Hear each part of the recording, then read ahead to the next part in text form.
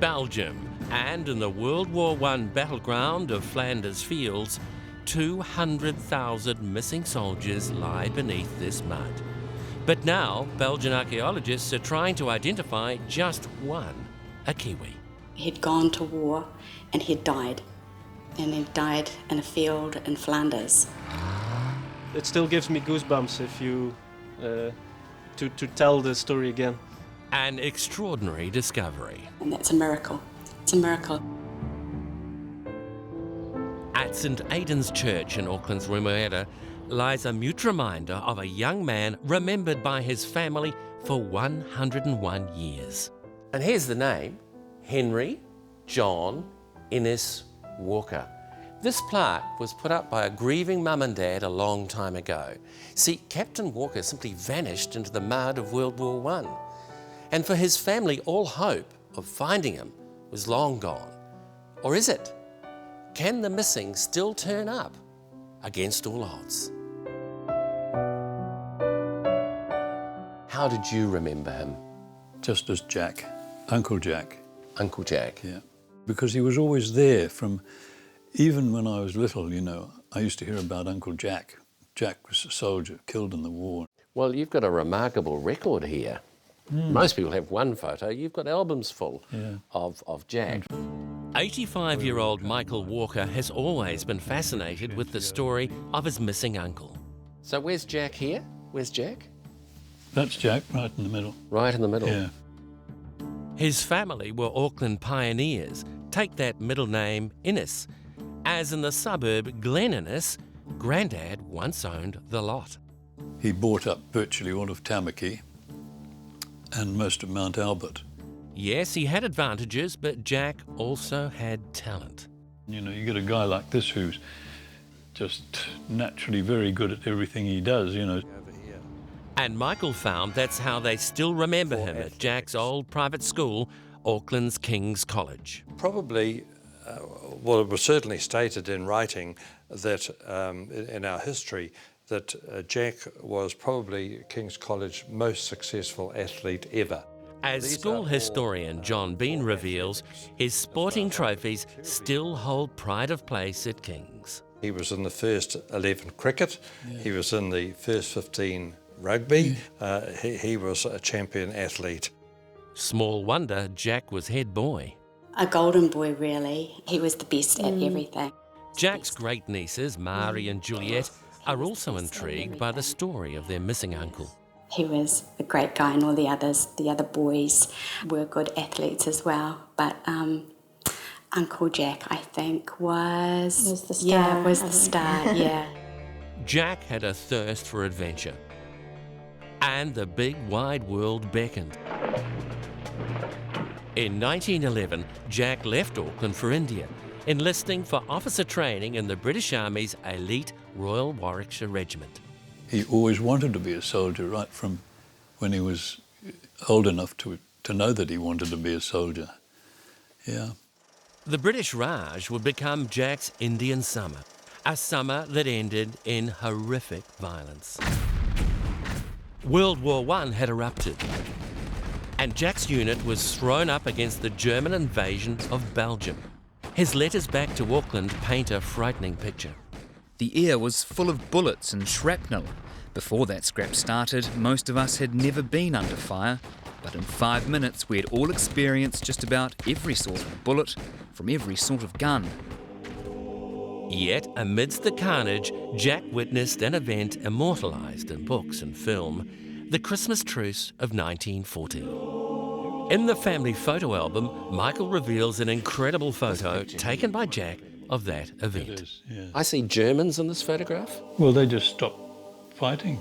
This is Christmas 1914. Another letter home tells the story. Our men and the Germans met halfway between the trenches, shook hands, exchanged cigars and cigarettes, and talked matters over. Why would they do that? I don't know. I can't believe that they would do that and then go and shoot each other. It would be Jack's last Christmas. Sunday, April 25th, 1915, Anzac Day. The very morning, fellow Kiwis are rowing ashore at Gallipoli Captain Jack Walker leads his British troops over the top in Belgium.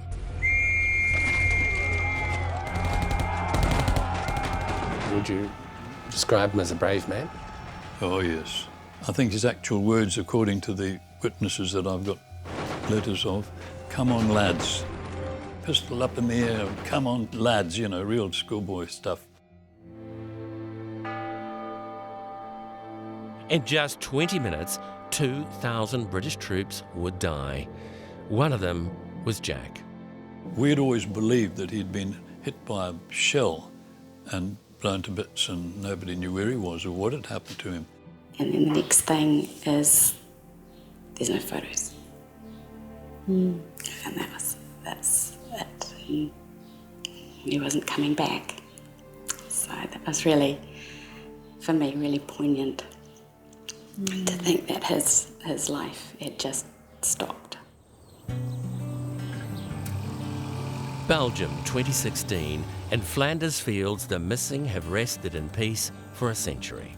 So that's a ground that normally stays untouched forever.